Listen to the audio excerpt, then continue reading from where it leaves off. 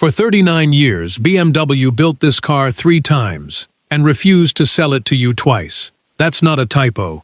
There have been exactly 3 BMW M5 wagons in the history of the company. The first one, back in 1992, never crossed the Atlantic.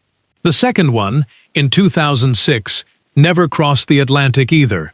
Both of them became the kind of car American enthusiasts argued about in forum threads for 2 decades. The M5 wagon we couldn't have, built by a company that apparently didn't think we deserved it. And now, finally, on the 3rd try, BMW changed its mind.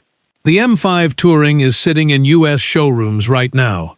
And by the end of this video, you're going to know exactly what 717 horsepower, a plug-in hybrid V8, and 40 years of "you can't have this one" actually adds up to, and whether it's worth 6 figures of your money, or whether the wait wasn't worth it after all. Let's start with why this took so long. BMW has never made a secret of the fact that Americans didn't buy wagons. For most of the last 3 decades, that was simply true. The 3 Series Touring came and went from the US lineup more than once. Executives in Munich looked at sales data, saw sedans and SUVs dominating, and made the rational business decision to keep the M5 wagon in Europe, where it belonged, where people who actually wanted one could actually buy one. If you were an American enthusiast who loved the idea of a 600 horsepower grocery getter, your only real option was importing a European one after the 25-year rule kicked in, which meant waiting for a car that was already a quarter-century old. That's how badly BMW didn't think you wanted this. So here's the first thing worth sitting with. The fact that this car exists in an American showroom at all is BMW admitting something changed. Not about the car, about you, about what luxury buyers in this country are now willing to spend 6 figures on. And that shift is more interesting than anything under the hood, because it means the M5 Touring isn't really a spec sheet story. It's a story about BMW finally believing that practicality and 700 horsepower aren't opposites anymore. Whether they were right about that is the question this whole video is built around.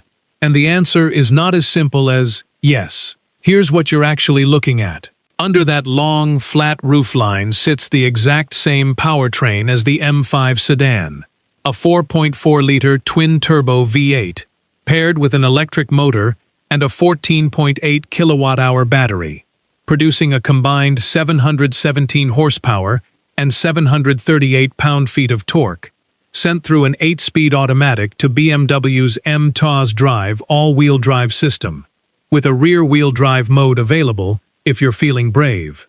BMW's own claim is 3.5 seconds to 60.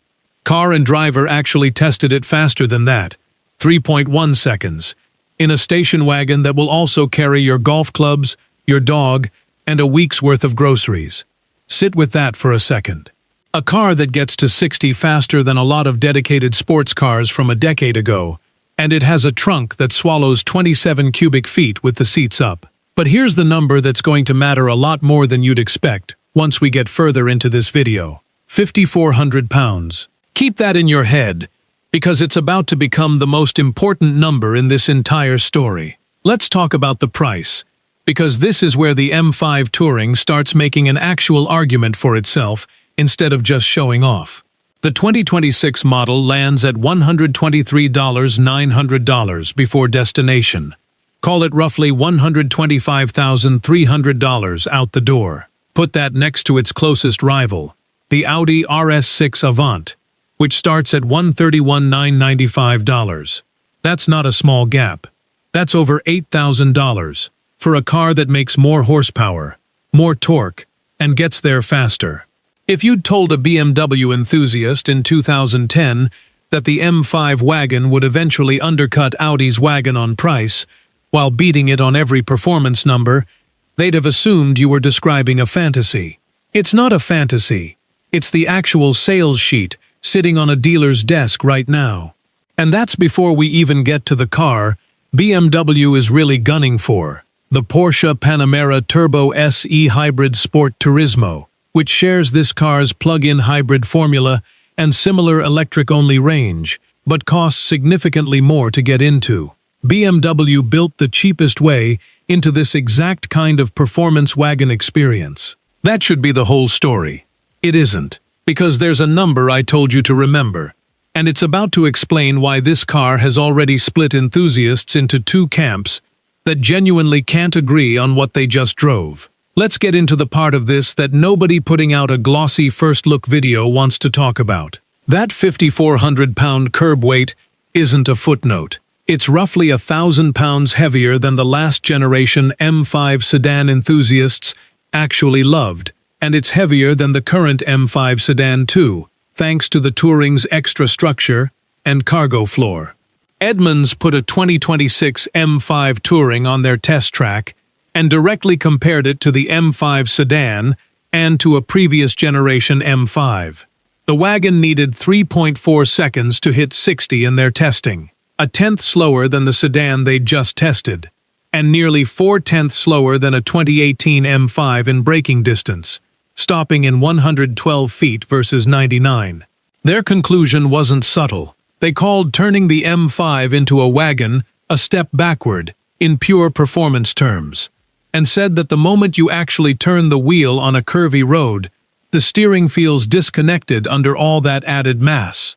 That's not a rival brand talking. That's a professional test team, with a stopwatch, saying the fastest, most powerful M5 wagon BMW has ever built is, in the ways that used to define an M5, actually worse to drive than the car it's based on. So now you've got a genuine conflict on your hands, and it's the one worth actually thinking through instead of scrolling past. Is the M5 Touring a triumph, or is it BMW trading the soul of the M badge for a shape that finally fits American driveways? Purists will tell you the answer is obvious, that an M5 with steering that feels disconnected and a stopwatch that's slower than the sedan isn't really an M5 at all. It's a very fast luxury wagon wearing a badge it hasn't fully earned. And I understand that argument.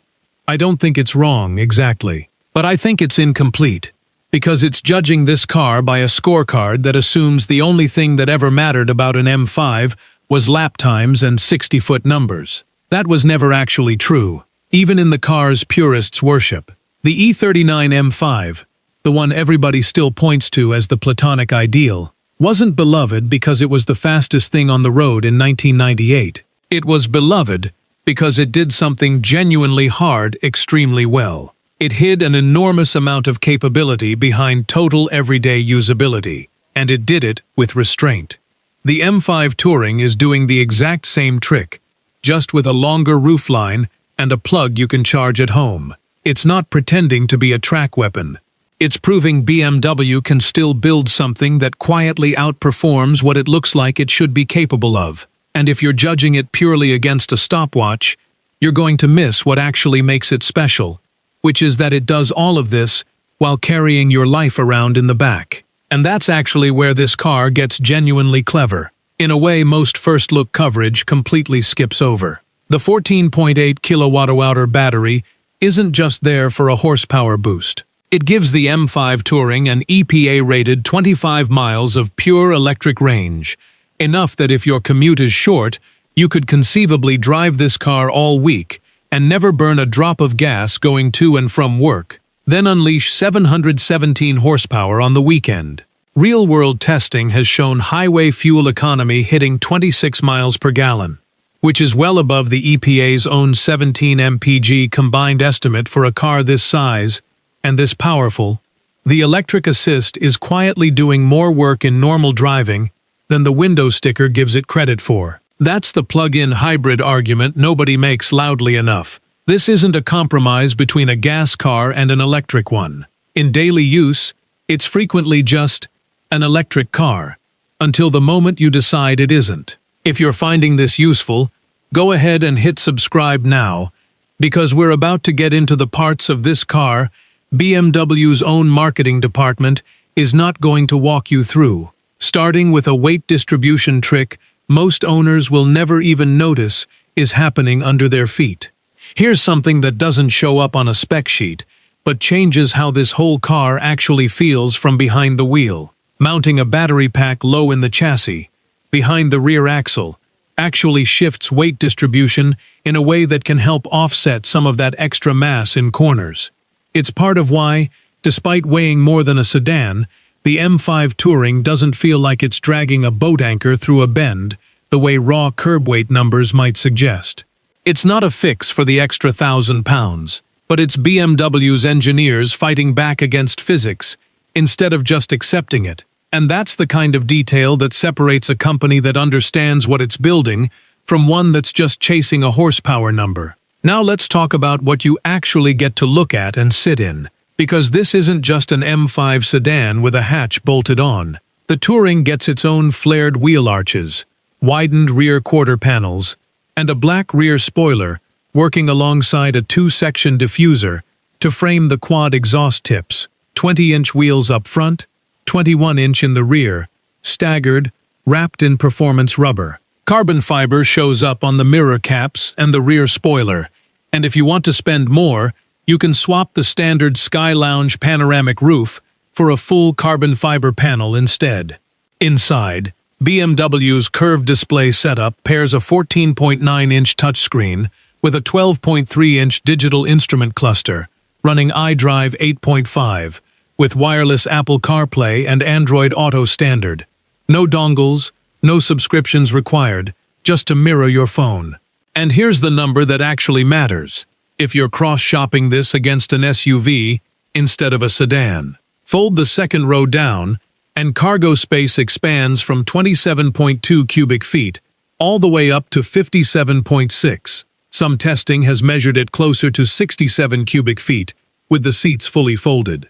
That's not wagon that happens to have some trunk space. That's genuine SUV rivaling cargo capacity, wrapped around a car that will still do a sub 3.5-second sprint to 60, with the third bag of mulch sitting in the back. So who is this actually for? Because after everything we've covered, the price advantage over the Audi, the weight penalty against the sedan, the electric range nobody talks about, the styling that finally lets BMW's flagship wagon exist in America after 4 decades of saying no, the honest answer is that this car is not for the person chasing the fastest lap time on their local canyon road. If that's you, buy the sedan, save the weight, and don't look back. The Edmunds numbers make that case pretty clearly. But if you're the kind of driver who has spent years explaining to yourself why you need an SUV instead of the performance sedan you actually want, if you've been telling yourself a GLE or an X5 is the responsible choice because you need the cargo room, the M5 Touring is BMW calling that bluff. It's the compromise you didn't think you were allowed to have. Genuine 717 horsepower performance. A plug you can use every single day, and a trunk that laughs at your kid's hockey gear, all for less money than the wagon it's supposedly chasing. It's not the purest M5 BMW has ever built. Nobody serious is going to argue that it is. But it might be the most honest one, because for the first time in its history, the M5 wagon isn't a European fantasy you had to wait 25 years to import. It's sitting on a dealer lot near you right now. And this time, BMW actually built it for you on purpose. That's the M5 Touring. Thanks for watching.